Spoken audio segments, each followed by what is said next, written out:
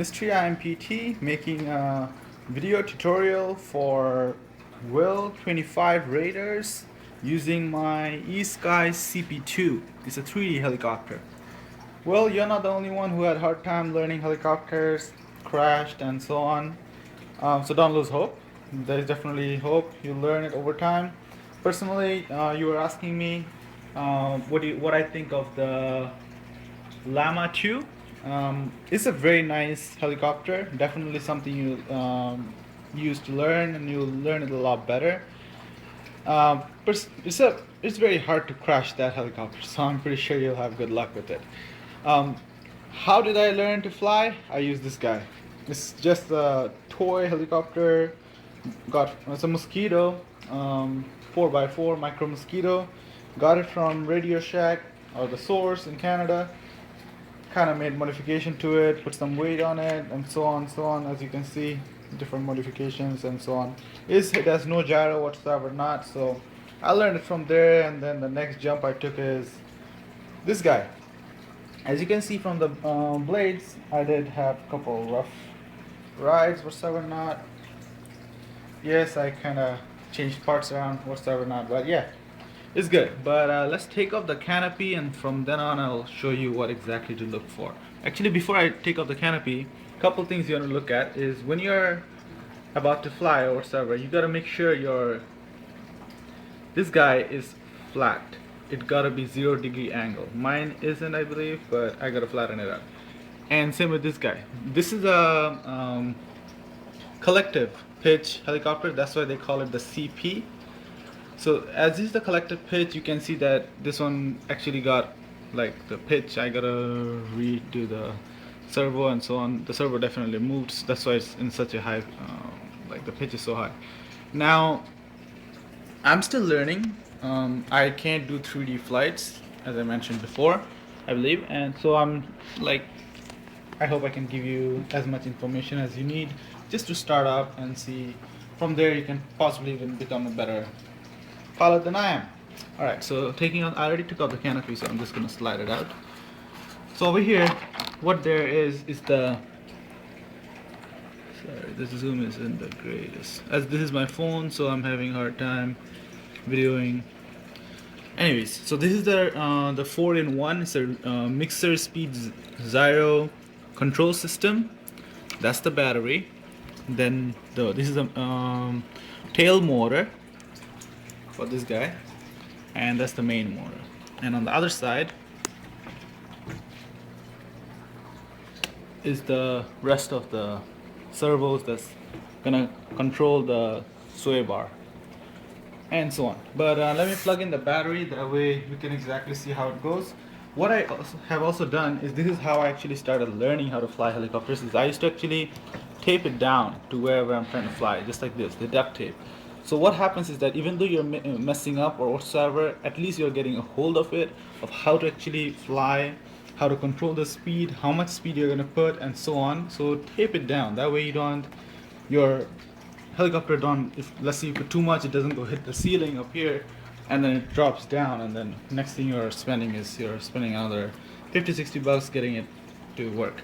So I suggest just put a duct tape, flatten it out, see how well you can control the speed, how your hands are on the throttle bar and so on, and from then on you'll realize how much throttle you want to put and so on to get it in the air.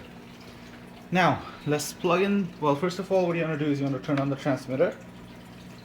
My battery is okay. We're just gonna do it here. It's night out right now, so I'm not gonna take it out to fly it. So let me just plug this in. Alright, so now as you see, my blades are perfect again. Okay, so as they're perfect, okay, that's the glitch.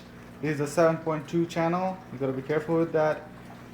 FM. It's not the 2.4 gigahertz like you got. Will yours will be a lot better, but this guy, due to low battery, like I showed you over here, due to low battery, the glitches sometimes takes place.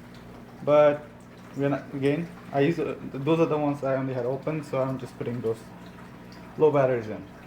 So anyways, so what I normally do is, first of all, as I control this one, so if it goes up, what up means it's gonna go front, okay? So you can see the front goes down. If I go left, the left side is gonna go down. If I go right, the right side of the sway bar is gonna go down, and back, then it's the helicopter. So this is basically gonna make the bird go front. If I am going front, it's just gonna go front. So let's take an example of this bird. So if I'm going front, it's going to go front. If I'm going back, it's going to go back. If I'm going left, it's going to go left. And if I'm going right, it's going to go right. That's all it does. Now, next thing is this guy. This is, for a 6-channel helicopter, it works a lot different than a 4-channel, like the ones you had. 6-channel, what it's going to do is, when to make it go up, as this is a collective pitch, to make it go up, first you gotta use the idle up. I've researched up so much just to learn how this thing is controlled, the idle up. So what you're gonna basically do is, first of all, you gotta put your throttle up. Once you put the throttle up, it's gonna go up.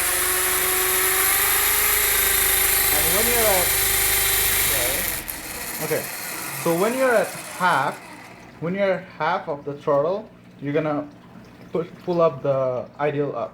What's that gonna do is, when you're pulling up the idle up, it's gonna give you control over the pitch of the helicopter. So what I'm gonna try to do right now is, I'm gonna take off the main motor so I can actually show you what it does. If not, if I pull this up, it's just gonna start spinning like crazy. So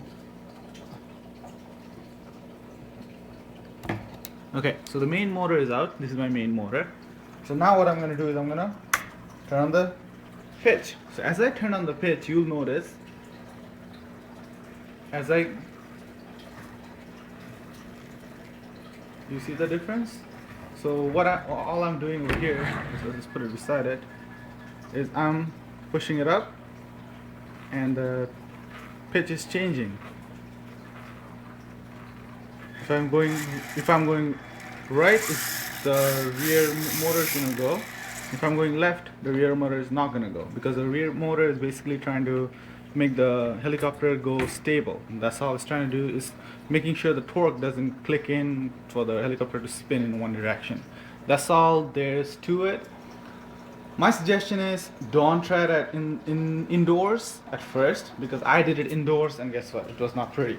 That's how I got all these corners for my thing, for my blades. But it's a balsa wood blade, so definitely it's a lot better than the other normal plastic ones. I like balsa better. The reason is because I make balsa planes. That's the wing, that's the elevator, and so on. I make all sort of. I make airplanes. So this is my new Mini. I was planning to put in a Cox Point 049, if I'm not wrong, that engine, to make it fly and so on. But I'm trying to make it into electric, brushless now. Let's see how things go. I normally goof around with a lot of different kind of RC toys and so on. I have my nitro cars and so on, and yeah. So that's all. I believe I covered. I think I covered everything that we got to know to make this helicopter fly. You're definitely taking the right steps to actually go on and starting with the Llama 2, but I decided to take a jump step ahead. Let's see how things goes, but hey, that's it. But main thing, one more thing is that, let's say your helicopter is crashing, don't forget to push this switch back down and then pull your throttle back down. Because right now, when the switch is down, if the main rotor is plugged in, when I put the throttle, everything would have gone a lot faster. The blade would be spinning right now, but as I unplug the motor right here, that's why it's not spinning. But all this idle up switch does is basically controls the pitch of the helicopter. Pitch, basically when the pitch is like this, that means the helicopter is gonna go up. It's gonna go up. But when the pitch is, let's say, flat, so when the middle of the controller is flat, it's gonna stay. But as you slowly, you gotta basically push it up slowly as it goes up. So that's how basically it works.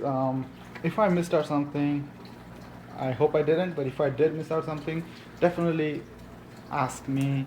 If I'm saying something wrong, people who is more experienced, definitely feel free to correct me.